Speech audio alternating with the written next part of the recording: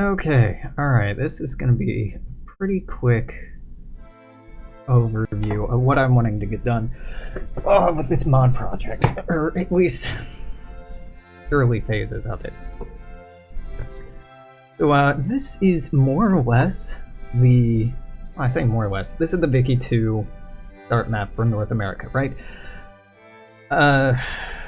And I have some problems with it I want to talk about. And after I talk about the problems I have with it, we can move on to talking about what we can do about it.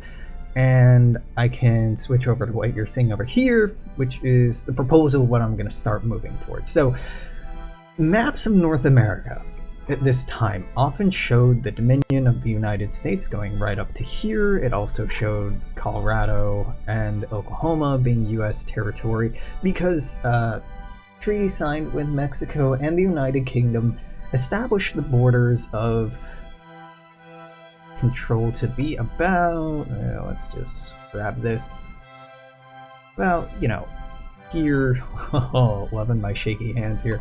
Alright, that's not high enough fidelity, there we go, there, and then it went here, cut down, there. This whole area, it's weird that northern Idaho is this Idaho? Yes, Idaho. Is shown as U.S. because actually this was contested at the time. There was a fort set up by someone from the United States as a trading post in the area, but somebody from the Hudson Bay Company actually acquired it a few years earlier than the game start, or a couple years after. In either case, this is highly contested territory. It's pretty audacious for this all to be listed as under the control of the United Kingdom, because although there were some colonies in the area, they were trading ports. And same thing goes for Russian America over here. There was a trading company that operated the fur trade out of Alaska and the Pacific Northwest, and they even had a fort as far down as here, I think, somewhere in here in Northern California. Pretty interesting. Which is suffice it to say that this is some garbage borders. Now, what I'm drawing here is the Columbia District, or what in the United States we call the Oregon Territory. If you're Canadian or British, this is the Columbia area. If you're us, it's Oregon. Now, as astute people might be aware, this is the border today, but that border wasn't settled on until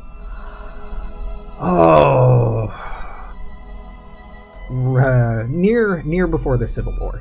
And the reason it wasn't settled on was the treaty between the US and the UK settled on their borders up to the Continental Divide in the Rocky Mountains, or the Stony Mountains, I think they were referred to in that treaty.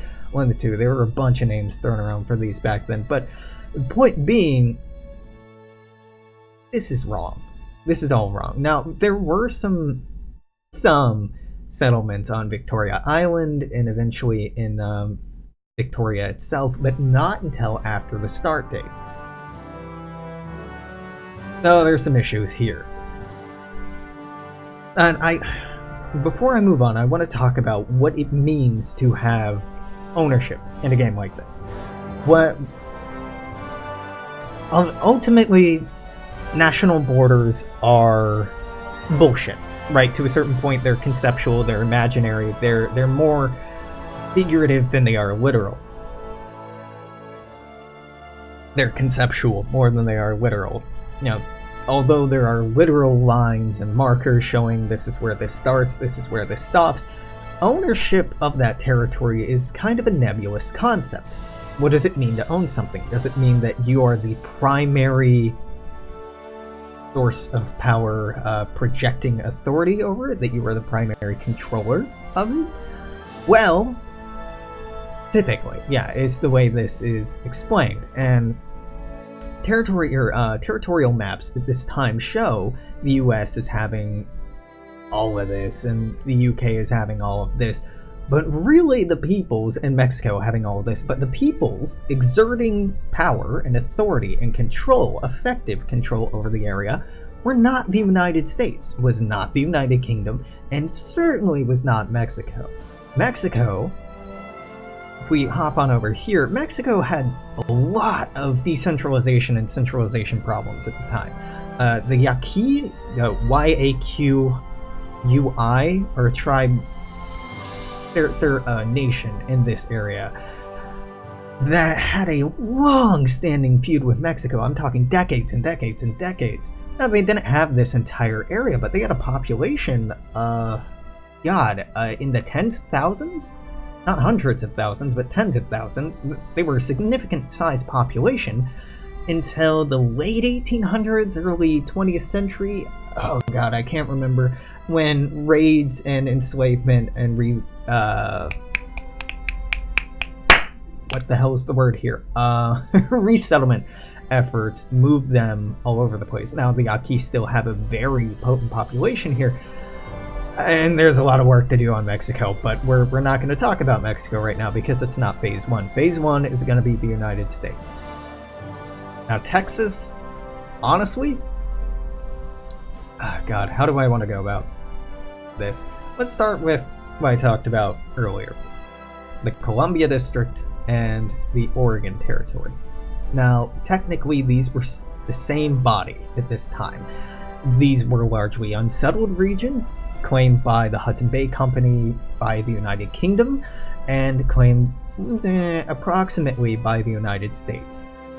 Now, when Victoria 2 starts, the United States has a border here, and using the game mechanics, you settle these territories within 2 years?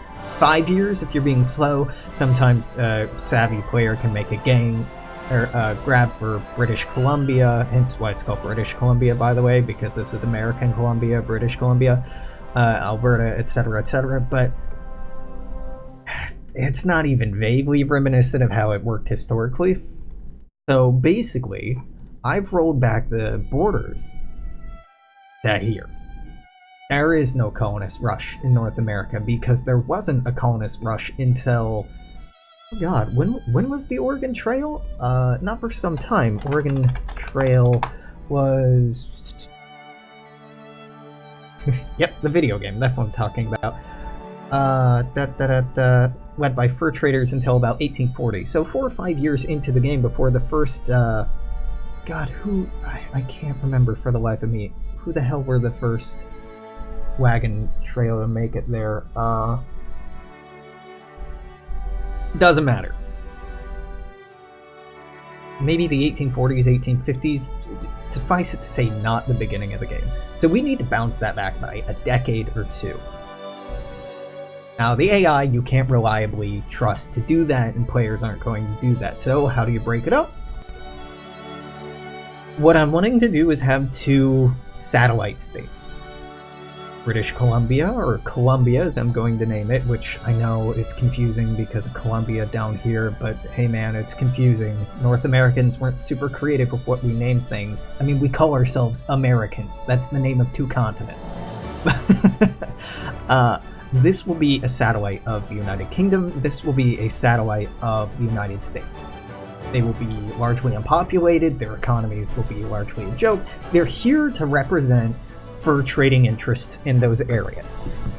They weren't formalized governments. Hell, outside the HBC, they were hardly even formalized trading companies. And after, oh god, 30-something, the HBC had acquired American interests down here anyway.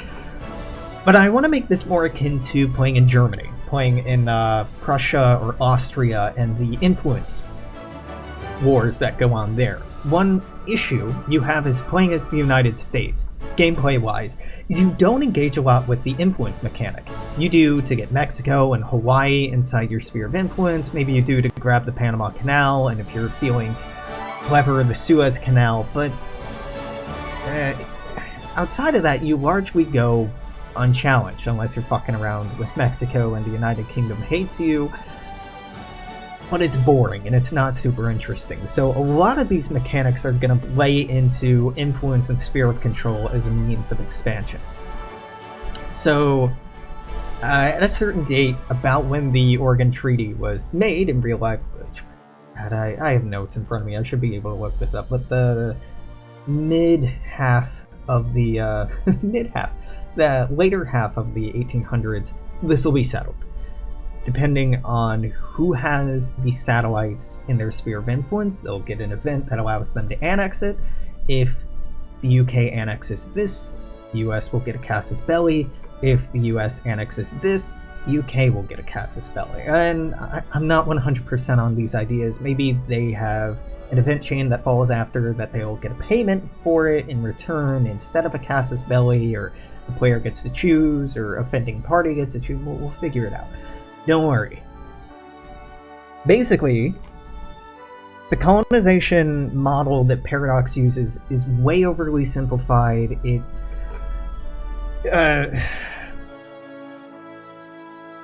obfuscates and distances the player from the reality of the politicking, the war, the genocide, the abuse, and the inhumanity of colonization. It's too clean, it's too easy. You click on a button, you wait. You click on a button again, it's a colony. You click on it again, it's a state. That's it. That's as immersive and in-depth as it gets, and honestly, it's lazy. Victoria 2 has the excuse that it is an older game, they're not touching the Victoria series because it's pretty complicated, maybe didn't sell as well.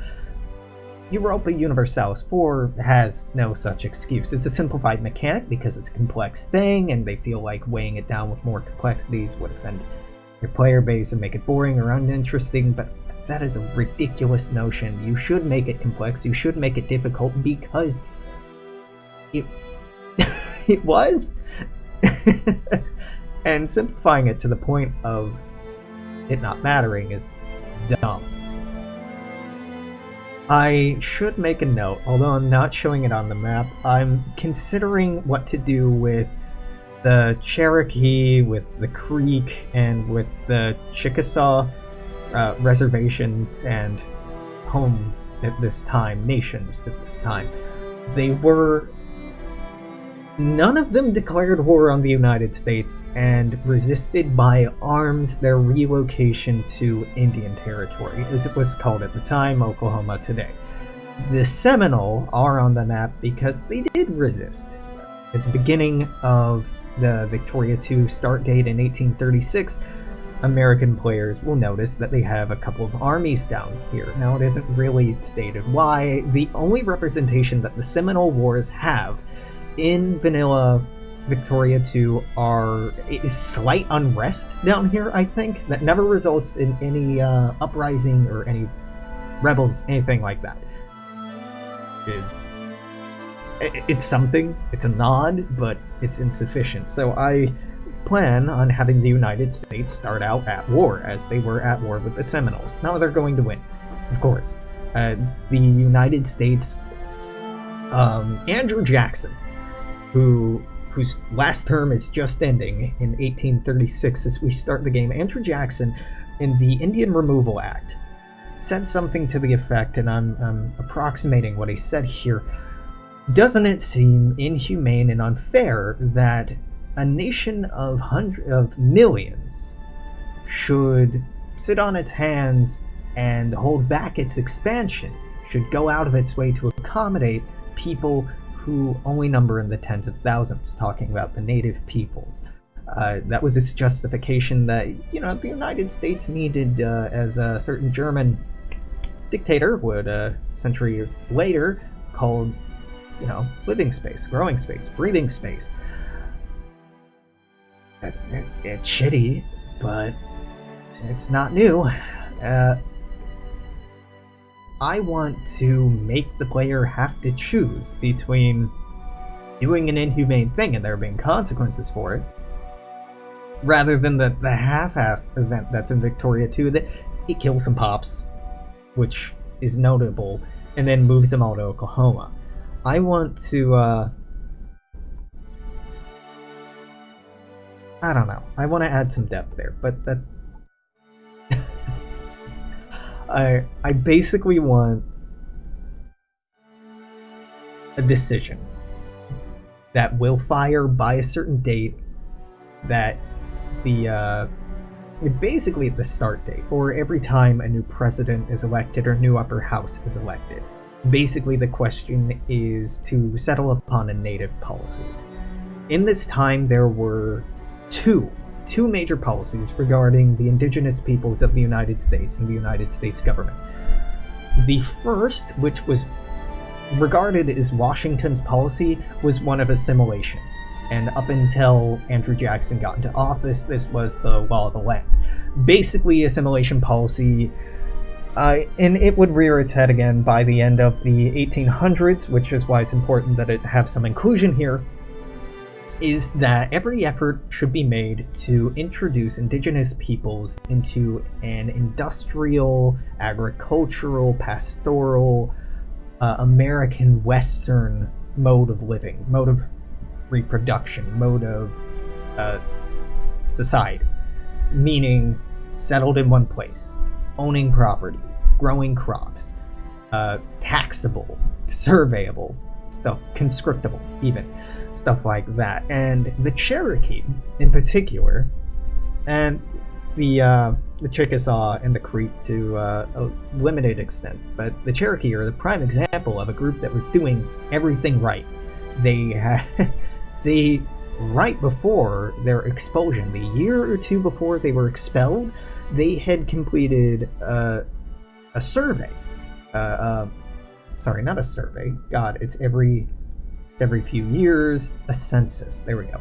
A census of their population, of what their population owned, of how many people had what sort of employment, etc., etc., etc. It's actually really impressive by survey. God damn it, by census records at the time. It's pretty good, and I think, one or more of the Cherokee nations today have a copy of it on their website. Been a couple of months since I looked at it, but it's pretty good. And what it's telling and emblematic of is that the Cherokee, I'm making my way full circle here, had effective control and authority over a certain area. Now, they did not have military control. This is after a series of wars where they have gotten beaten over and over and over, and this is after centuries of disease and relocation. So it's contestable whether they should have these territories outright, or if they should have cores and events that follow to express their presence in the area. I'm leaning towards the latter rather than the second one, rather than the first one. Because if I were to give these territories to the Cherokee, well, there's also American settlers in that territory. And what do we do with the Americans? Because the Americans paid taxes. The Americans were conscripted. The Americans in this area, who outnumber the Cherokee, saw themselves as American citizens. So should it be by population? Well, if it's by majority, then absolutely, in no way whatsoever should any of this be regarded as belonging to the United States. And sure as hell, none of this, except for like a couple things in here, should belong to the United Kingdom. That there were a few forts in this area, and I mean like less than 12 major forts in this area, all with like less than 100 people, whereas in the Great Plains, even in the Midwest, there were tribes of tens of thousands or hundreds of thousands of people. And fucking California and the Pacific Northwest probably had millions.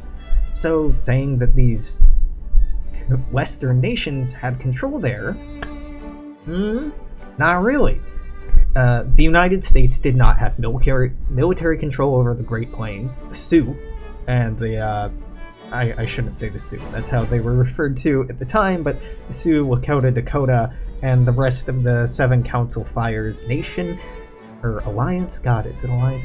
It's been too long, but they were a major military power, a major popular power, major economic power, major trading power in this area. So they definitely should be included. They had more authority in this area than the United States.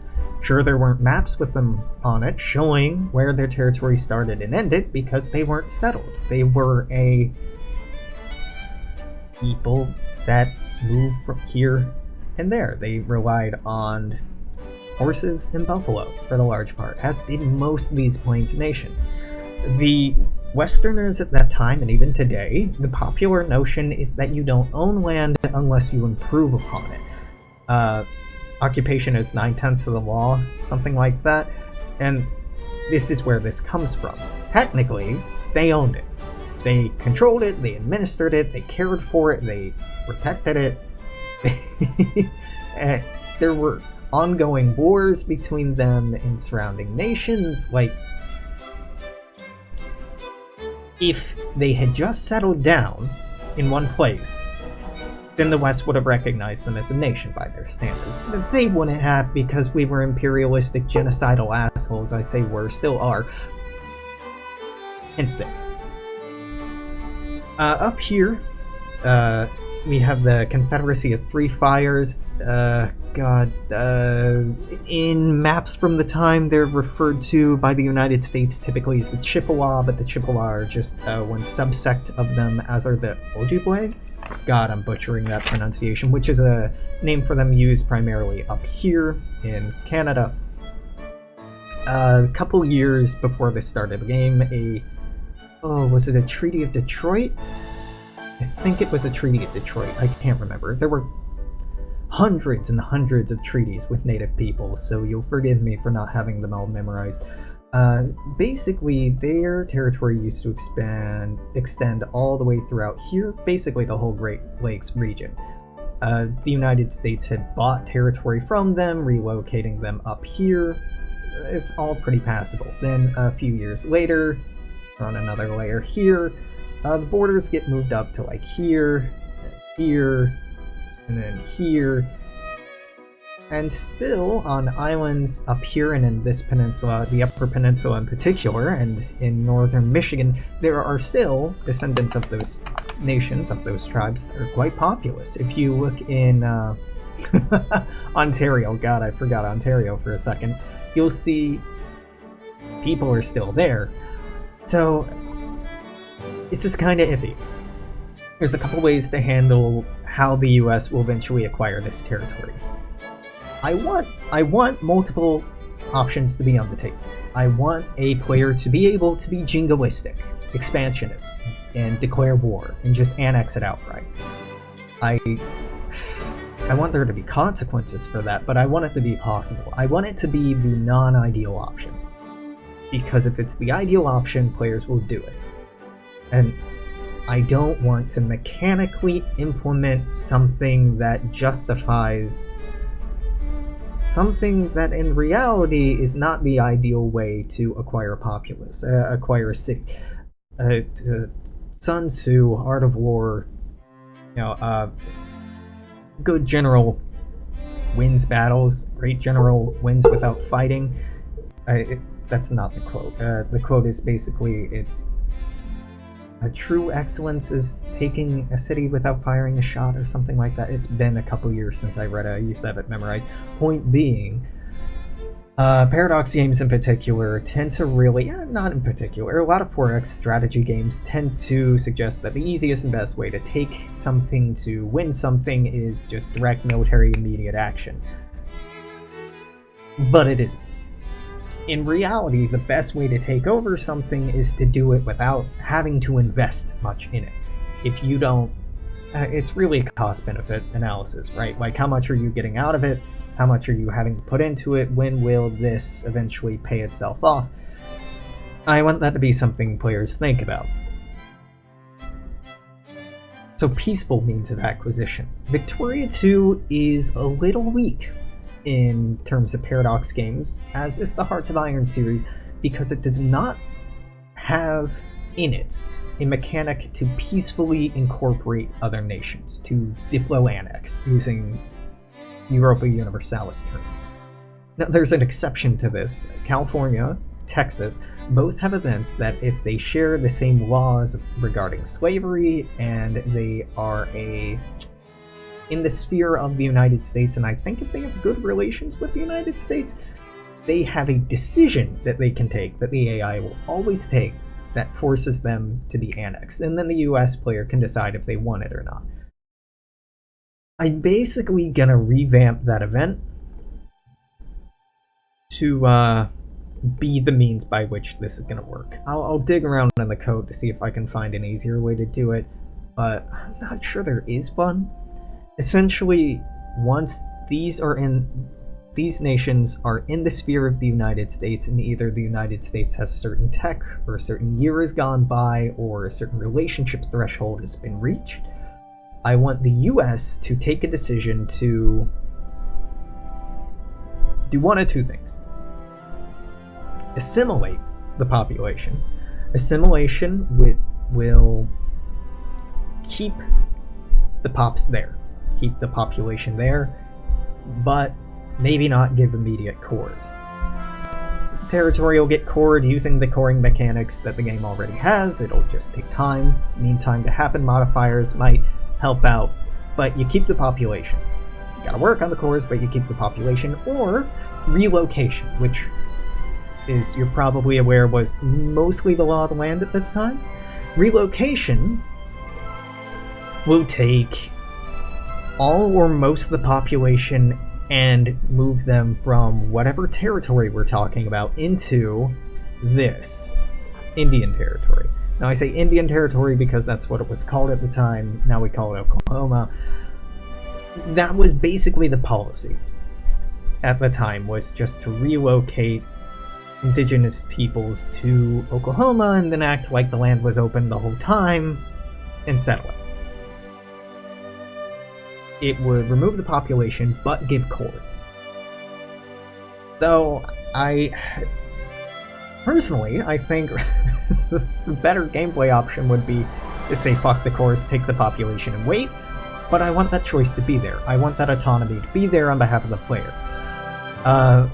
War, I don't know how to make war a downside.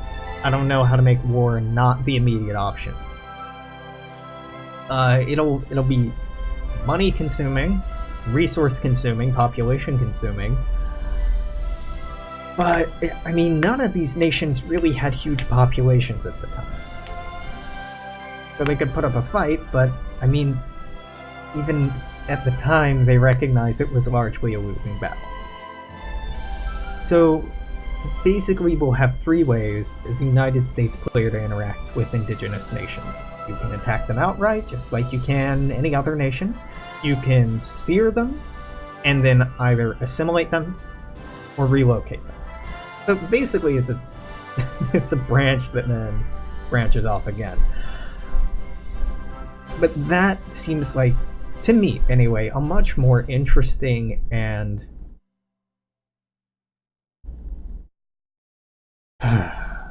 realistic, a better model than this horseshit. Now let's talk about Texas. Texas had marginal control over here. Really, Texas had control over this area right here along the coast. There were a few settlements further up, but the majority of the zones of control were along some rivers here and along the coast. The war with Mexico was largely fought in an area, here, mostly. So giving them control over this, I'm kind of iffy on. I kind of want to hand this over to the, oh my god, the Comanche. I almost said the Cherokee. There were Cherokee that eventually settled around here, but it was only 500-800 of them. So maybe I'm kind of iffy about the ownership of this, but the reason, a big reason why, and I'll talk about who owns what over here in a minute, but this border is very, very important. The fucking Battle of the Alamo was important because it was a singular one-off event, right? And the Alamo was lost, but Santa Ana got captured anyway, which was impossible to model in this game, but to try to emulate the spirit of the Alamo and the eventual capture of Santa Ana, the Texas player will start out with generals that have good defensive stats and a fort. The AI never stays on that fort. The AI always leaves that fort and starts trying to occupy other things. I don't want to let that happen. So this is basically to strong arm the Texas AI into fighting the war the way it's supposed to. They're going to stay in their fort because there will be a larger Mexican army standing right here. The Mexican army will attack, and if I do the math right, we'll lose. Or we'll win and eventually lose. This is going to be a crapshoot to balance. I feel like it's a lot better than this. This was contested for a long time. Texas up for a long time insisted that their border actually extended to something closer to this than what we modern day think of as Texas. So I want to give Texas, God, and I hate that claims aren't a thing. I hate that cores are the only thing in Victoria too. Well, no, claims are a thing, but they dissipate really quickly. Oh, I want to give Texas an opportunity to win this war. Something that'll help with that is the inclusion of a unified Apache nation. Now, there was never a unified Apache nation. There are, what, 4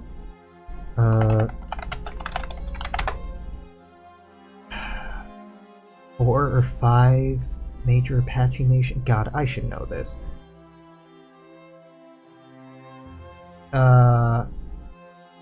Chiricahua, I can't pronounce this. Jicarilla, Jicarilla, Lipan, Mescalero, Plains Apache, and Western Apache. So there were a few groups, and all those break down into subgroups as well. Point being, they were never a unified nation. But to make them a significant enough nation in terms of population to represent them on this map, I have to treat them like they are.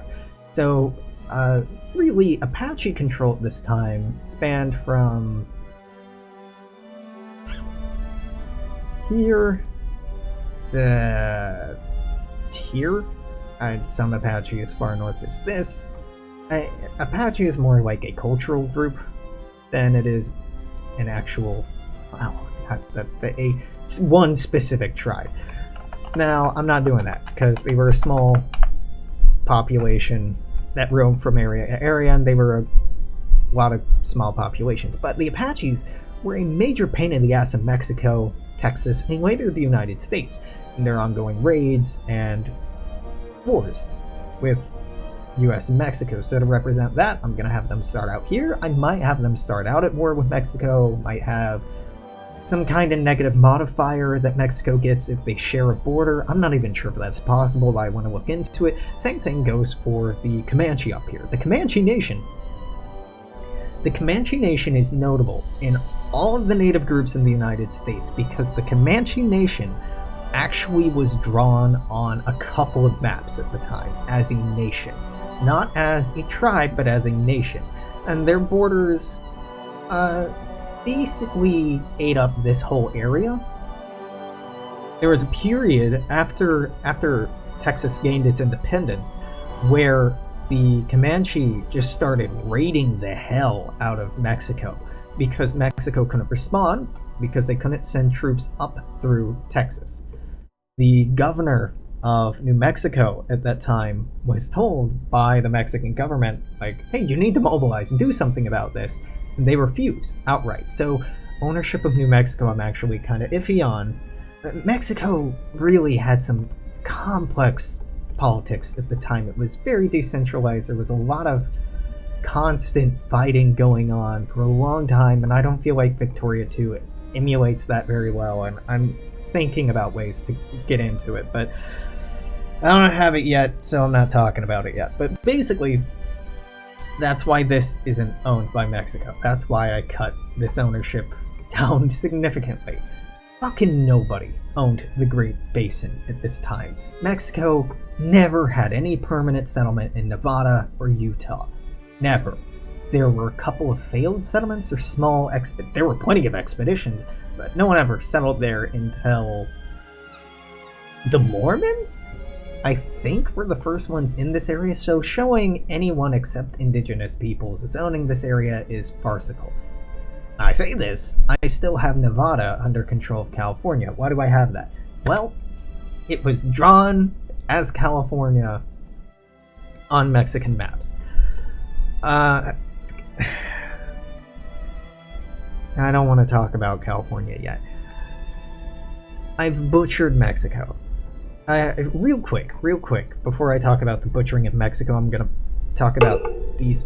I'm gonna hit the mic. I'm gonna talk about these three. This is gonna be the Pawnee. Pawnee roughly occupied this area. They and a few others contested it. This is actually some bullshit going on in here. This is gonna be Blackfeet. They didn't actually occupy this whole area. Them and the Crow Nation really contested a lot of Montana, but I can't accurately represent that, getting Victoria 2's maps. This is going to be the Arapaho. Again, not the only group in this area, but one of the larger, one of the more influential. Same thing for the Pawnee over here. This is going to be the Utes. Now, the Utes were not a unified tribe, not a unified nation, and the Utes actually went into here and into here a little bit, but also Utes and Utah.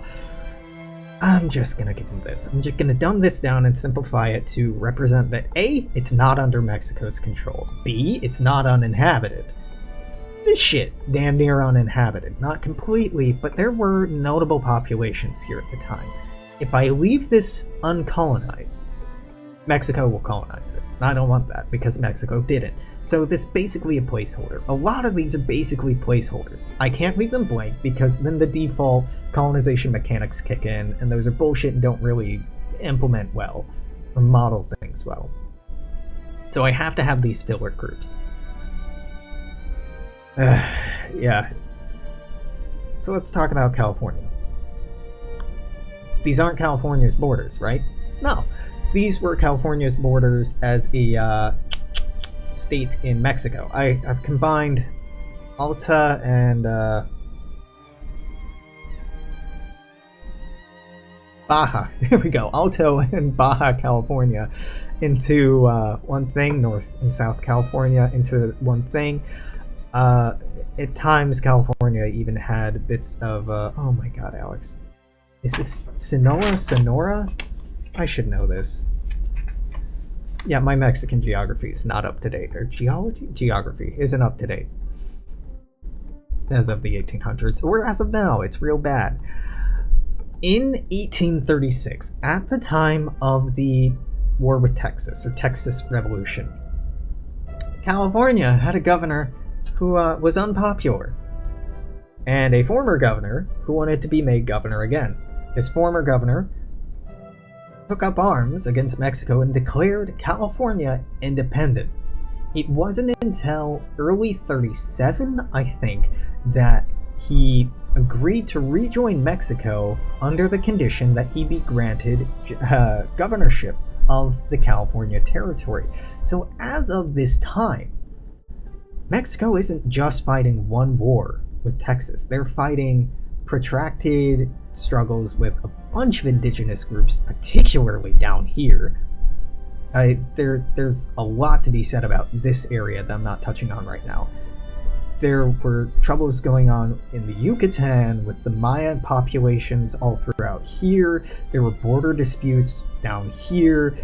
California was acting like it was going to go independent to get what they wanted, and Texas was declaring independence, on top of the Apache and the Comanche raiding the hell out of northern Mexico. And New Mexico as we see it today. Mexico was in a far less stable state than this map would imply or suggest, and than the mechanics of Victoria 2 represent. So Mexico already has a hard time fighting against the United States in the Mexican-American War, and it should, honestly. Mexico got its ass kicked because it wasn't a fair fight. Mexico just got its independence. They're struggling to decide whether to decentralize or centralize, whether to have a liberal constitution or a more traditional constitution. Santa Anna is doing what Santa Anna did and is trying to take over the country. Basically, Europe is eyeing the increasingly destabilized Mexico is a potential recolonization site, and France tries this in the next few decades. So this model not working for me. This model getting closer to it, and honestly I might butcher this some. A Mexican player is going to have a very, very, very hard time taking back these territories. I want it to be possible, but I want it to be a feat of genius. Santa Anna was regarded as a strategic, I don't want to say mastermind, but an intelligent person when it comes to strategy, tactics, and military conflict. He had a lifetime of experience, and his capture was considered a fluke, and generally is considered a fluke today. I want it to be possible, but very difficult. I want the United States to have to work a while to get to the Mexican border. Additionally, if, let's say California stays independent, California will not immediately try to join the United States. They could, but probably not, because probably slavery was illegal in Mexico. No, slavery wasn't made illegal for quite some time. Okay, yeah. This state, if it gains independence, might try to join the United States. The United States does not share a border with California. It will not start out with a good relationship with California. It was a Mexican national in control of California at this time. It wasn't the white settlers who rebelled during the Mexican-American War who later formed California at this time. In 1836, it was Mexicans revolting against Mexicans. So their relationship isn't going to start out great. It'll probably start out neutral. The US will have to exert a lot of effort to spear California before Mexico is able to either annex it via war or annex it via event by putting it back in their sphere. Now, if Mexico does reacquire this, it will not stop the US from later acquiring it through more traditional means, but it's an option.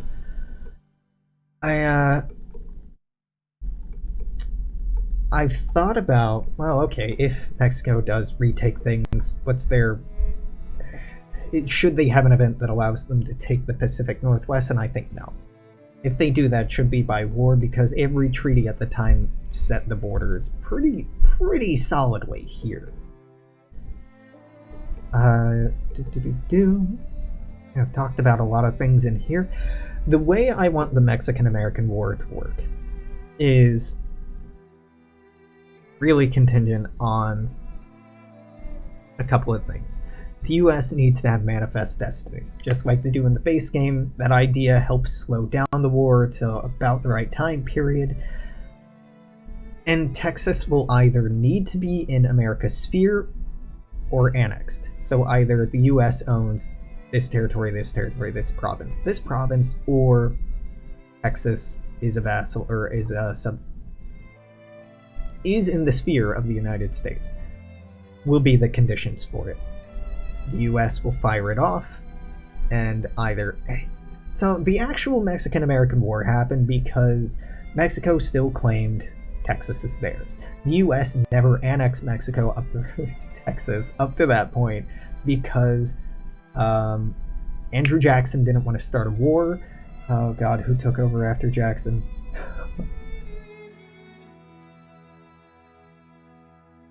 It was Jackson's VP? Van Buren? Was it Martin Van Buren? Fuck, I can't remember. I think it's Van Buren. He didn't want to start a war with Mexico either. Both of them made overtures to Mexico to purchase Texas, but when that turned down, and with the whole slavery debate, and at the time actually it was off-put because there was a financial crisis which isn't modeled in the game, and maybe I'll get around to modeling that, but it's really hard to do. The whole Texas issue was put off, and the war happened because can't remember who it was. Eventually one of the presidents decided to take it over. He had a former military career. He also was one who settled the Oregon question. I can't remember his name. Very interesting guy. Oh, the US doesn't want to get into a war with Mexico at the beginning of the game because they're at war down here and they're trying to settle what's going on over here. It's only been a generation since a war up here, and financially they're not really on a foot to do it. So I want the player to have an option to get involved, but even the standing armies at the beginning of the game aren't representative of the United States at this time. The United States didn't even have a fucking income tax for years after 1836. So the whole standing army and the tax model shown at Victoria 2 at the beginning of the game, not representative of reality. Really, it might just be easier to bump the start date back until it did, but that's another thing. The US-American War, or US-Mexican War, I basically want the goal to be, if the US occupies Mexico, it starts gaining war score. That's it. Or Texas. God, my brain is fried. I've been up too long. It generates war score. The US will get cores on this territory, but I want the US to also have the potential to push for more. Really, it doesn't make much sense for the US to push for much more than they already had historically, but I want to talk about the Yucatan. The Yucatan declared itself independent for a little while. Now, the Yucatan at the time, exerted authority over this, but mostly authority over this. They declared war over basically the same reasons that everybody else declared independence from Mexico on and off. Lack of representation, the liberal constitution being thrown out the window, feeling like they didn't actually have a voice, and Yucatan in particular, and Oaxaca as well, have large indigenous populations. It's hard to say exactly how large they were at this time because Mexico did this fucking annoying thing, still do to this day. Mexican censuses do not track ethnicity. They track what language you primarily speak.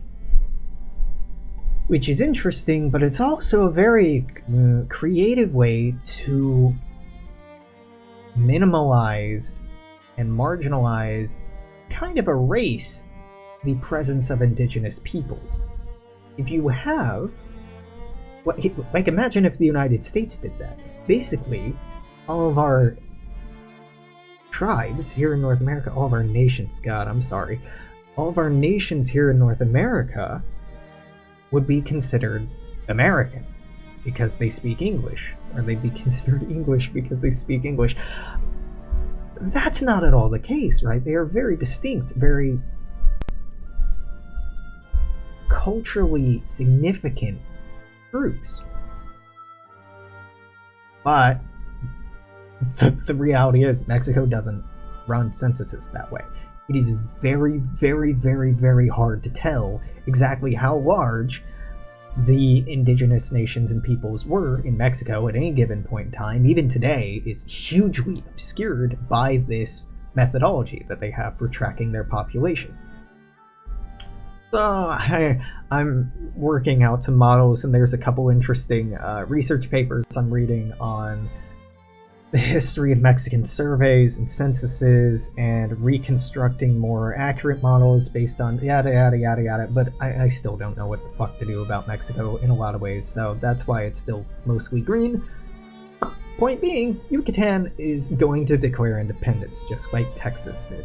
This happened a couple of times. Both times it eventually rejoined Mexico, but the Yucatan made overtures to damn near anyone else for protection before they rejoined Mexico. They offered the United States to become a state. I think they offered to rejoin Spain? They definitely offered the United Kingdom for them to be made a puppet, which I'm amazed the UK didn't join on. So there's historical precedent for the US getting this, obviously, because we know the US has these today. There's historical precedent for the border settling here. there's historical precedent for Baja California as well. If right before the Civil War, there were a couple of expeditions by Californians or Americans, military expeditions to claim Baja California for the United States. They didn't go very well, but it did happen. Same thing happened in this region as well. There is historical precedent for American expansion. The same can be said for the rest of the border regions. So I want that to be modeled and possible in the game as well. Obviously, there's already the Outsend Manifesto regarding Cuba. The Outsend Manifesto was not an outright declaration of war. The idea originally was to buy Cuba from Spain, was not just to annex it from Spain. So I want the purchase of Cuba and Puerto Rico to be options. Haiti and the Dominican Republic both at different times offered to join the United States as well, so I want this to be potentially included, this to be potentially included. Jamaica has never offered to join the US, I don't think. There's already an event for these joining the US. A couple of the Turks and Caicos, a couple of the Lesser Antilles of these islands at certain points had potential offers to join the United States, but it was always very murky. So, potential US border going up to here, and this is all based on things that actually happen, not conjecture, not, well, I wanted to draw the border this way. It's true facts. Bermuda could be taken in a war, but let's not talk about that. Let's talk about Nova Scotia and New Brunswick. Prior to the War of American Revolution, Nova Scotia was regarded as the 14th colony by many. They were invited to many of the constitutional congresses, never really got involved. At the beginning of the game, there is modeled some of the border disputes going on at this time. There were a couple of border disputes in this region that went on for quite some time, with Americans pushing into what was recognized as British territory and the other way around, the border eventually being solidified to this. Now, I don't think the US should get a claim on taking this, not cores or anything, but there's a precedent for this eventually going American. Now, it's kind of tricky, but there's a precedent. Before I talk about that, we're going to have to talk about Upper and Lower Canada. And I know it's weird that Upper is down here and Lower is down here. It mostly refers to Lower Canada as lower on the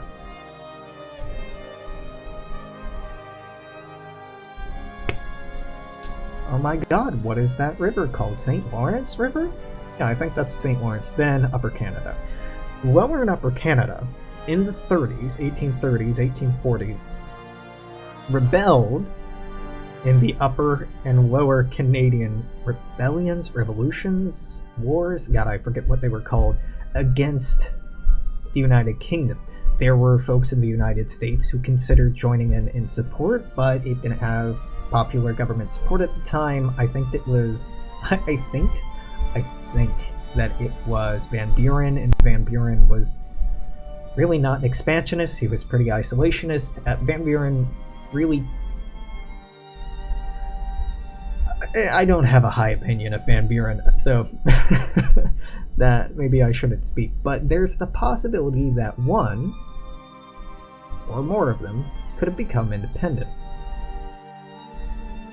Now, at the time, there really wasn't a conceptualization of a Canadian nation. There really wasn't a concept of all of this becoming Canadian, because most of this was still tribal land at that time, indigenous land at that time. I'm sorry, I'm saying tribal a lot instead of indigenous. I'm trying to be better. Upper Canada was a real prospect for statehood, Ontario in particular. So the US border could go into here very easily. I want the possibility, if these rebellions spark off, and if they do well, for the US to get involved. And if the US does get involved, I want US acquisition of these territories to be possible. Now, obviously, there's historical precedent for all of this getting claimed by the United States, so I don't think we have to talk very much about that. I talked a lot about this already, the three-pronged approach of these either getting attacked outright, assimilated, or relocated as the means of US expansion. I've talked about how these two might get included.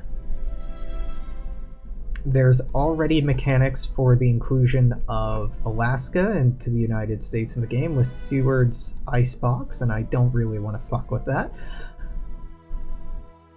This and this are a different color, right? This is the Iron Confederacy. The Iron Confederacy was an alliance, a loose alliance of Cree peoples in this region at this time. The Iron Confederacy actually extended tendrils down into this territory. There were a lot of ongoing wars, and here they were a Great Plains tribe. Just like every other Great Plains nation, not tribe, their survival and their economy and their organization was largely based off of the buffalo. I want this to be modeled in these Great Plains nations that once the buffalo starts going extinct by the western expansion of the United States, that they go into decline and might become easier to acquire. Not sure how I'd do that yet. Essentially, the Iron Confederacy, as of a certain year... Oh, God.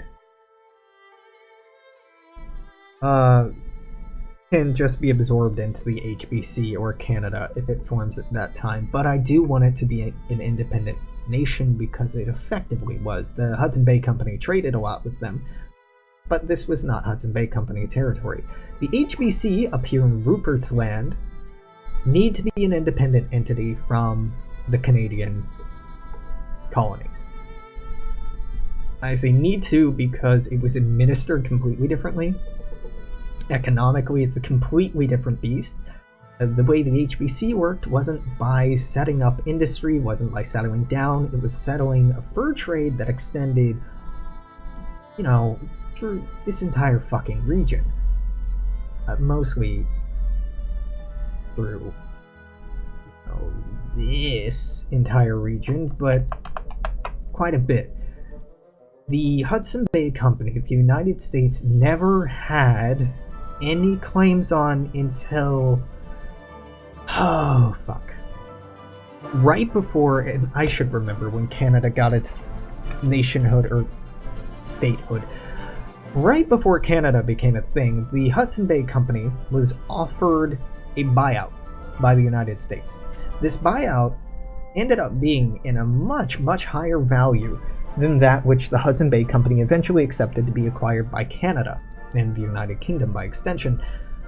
I want there to be an option, a bidding war, maybe, or just an event in-game that allows the US to buy the HBC. This is something that almost happened, historically. It's something that only happened because the, not president, the director, no, the governor, the head of the HBC wasn't a fan of it at the time. But if the United States already has Upper and Lower Canada, did I do that backward? No, I did that right. And maybe even has pushed the UK out of the North Americas completely, then the HBC might be in a position, and we'll explore this in-game or model this in-game. If the Hudson Bay Company is in the sphere of the United States and not the United Kingdom, it can be purchased by the United States and will be annexed that way. Basically the way it'll be shown. A lot of these mechanics, again, and a lot of the way this will be actualized is Upper Canada in the sphere of the United States? If yes, US can join the war. If they win the war, if they're independent, basically the whole wants to be granted statehood event will fire, annexed, Might have some stuff going on with Quebec, because definitely the French nationals here might have a bit of difficulty joining the US, but, same could be said for Louisiana. Now, let's think about the Civil War. The Civil War is a really, really, really important event in this game, as is the slavery debate. The slavery debate was so fucking contentious because taking this territory was not easy, it was not fast, and the statehood of each of these states mattered a lot in determining the makeup of the upper house of the United States, the Senate and the House of Representatives. Essentially, the slavery debate is going to be set in stone unless the player moves fast and uses some pretty gaming mechanics, which I want to leave in.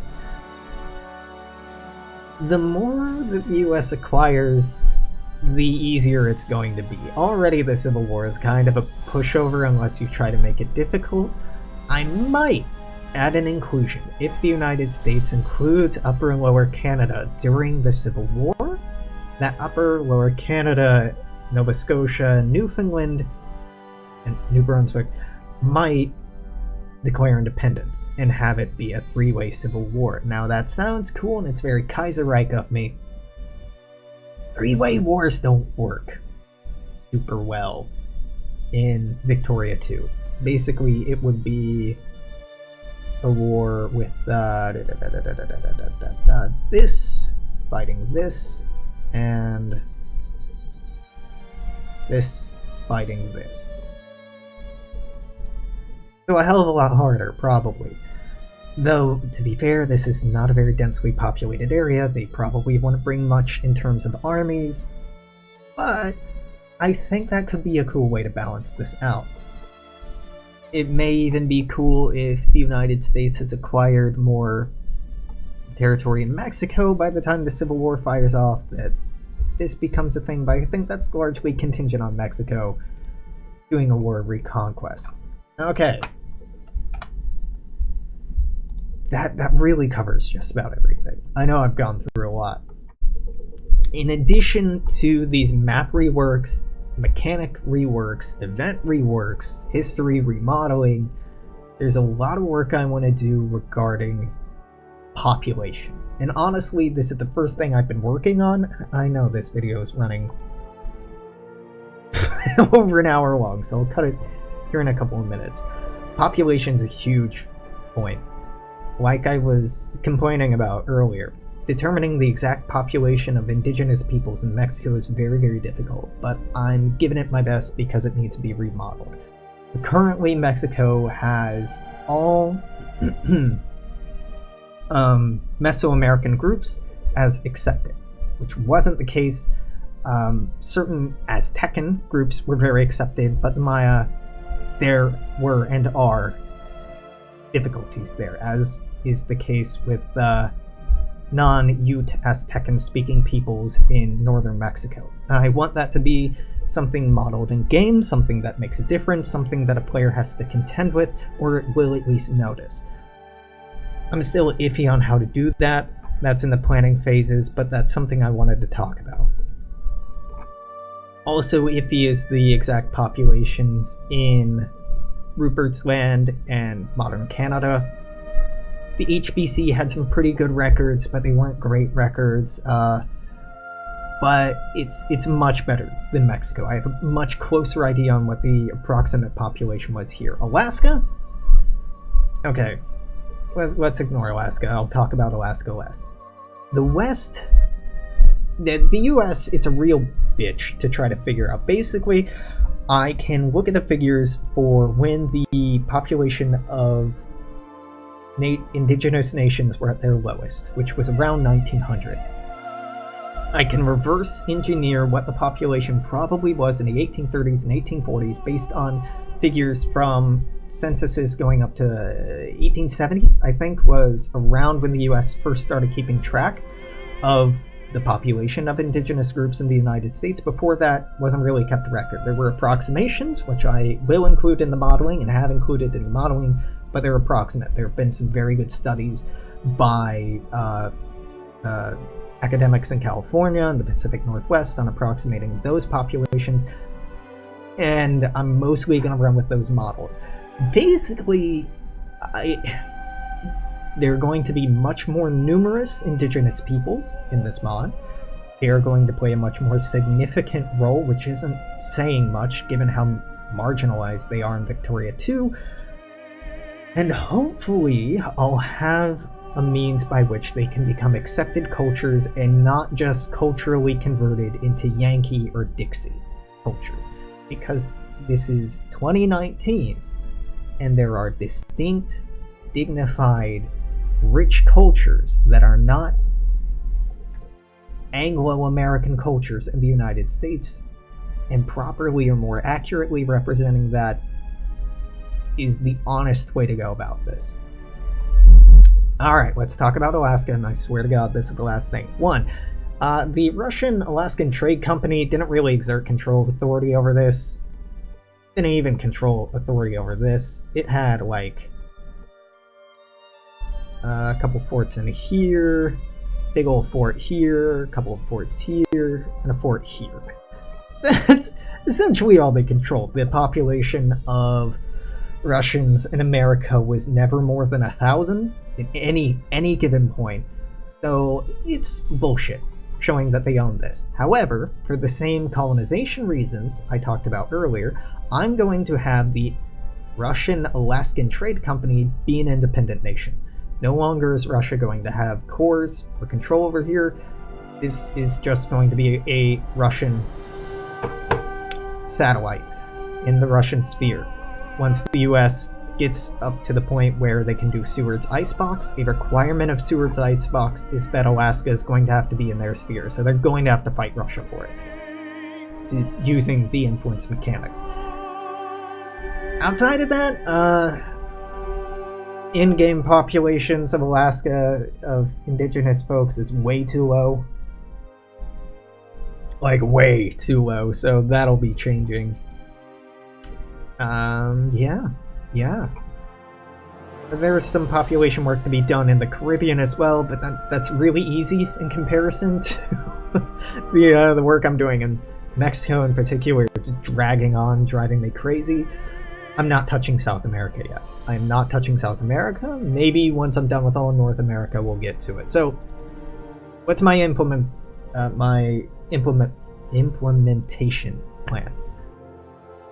This is going to be a mod for Victoria to Vanilla. I'd really been wanting to do it with Historical Improvement Project, HIP, or one of the really big Victoria 2 mods. But honestly, I've been working at it, and I just deleted a couple of months worth of work because I hate digging around in somebody else's code. It's not indexed in a way that makes sense to me. Certain references are all over the place. It's not organized super well, and it doesn't have to be because it's one person working on a project by themselves. I don't love his I don't know, I assume their don't want to assume their gender. Their rework of the map, I understand it. Basically an HPM and HIP? God, I can't remember the acronyms. They have introduced things like Seattle and San Francisco as its own little thing in the same way that New York is modeled in being its own little province here, and it makes sense, but it's a pain in the ass to model and a pain in the ass to say exactly how many people were living in 1836 in what is now San Francisco. Not a lot, but you have to have people there in order for the game to work well, and it doesn't parse well. I'd love it if we could have the map and the provinces change organically over time. As far as I know, Victoria 2 does not support that. No Paradox product does, which is a real shame because that'd be fucking dope and much more realistic. So I'm probably going to start by just implementing new nations, making the map look more like this. Again, I have more work to do in Mexico before I can get there, and I want to reconsider a couple of things up here, just making sure I'm not excluding anyone. Then I'm going to start working on the influence mechanics and event mechanics, and we'll move on from there. I had been talking about me wanting to have this project done by the end of summer, meaning the end of August. That might be possible. I don't know. Ooh, audio cut out. Or not audio cut out. I've talked for an hour and 10 minutes. I gotta cut this. Yeah, alright. Yeah, I just wanted to talk through what I've been working on. I have literally hundreds of pages of centuries old censuses that I've been digging through to base these plans and projections off of. I've been reading through hundreds of old treaties to try to more accurately portray this. I've been reading tons and tons of academic papers, and I'm still kind of in the research phase, and I don't love that. I wanted to be coding more by now, but I just wanted to say this is actually being worked on. I'll let you know when I have more. Definitely let me know what you think. Any critique, criticism, or suggestion is very welcome. Until next time, I'll make sure to like, comment, subscribe, Twitch, Twitter, YouTube, Alexandrian Codex, all the things. I haven't recorded anything in like 6 months. Sound might be different. New studio. I didn't say hey, hi, hello. It's been a minute, but hey, I'll see you next time. Take it easy. Bye.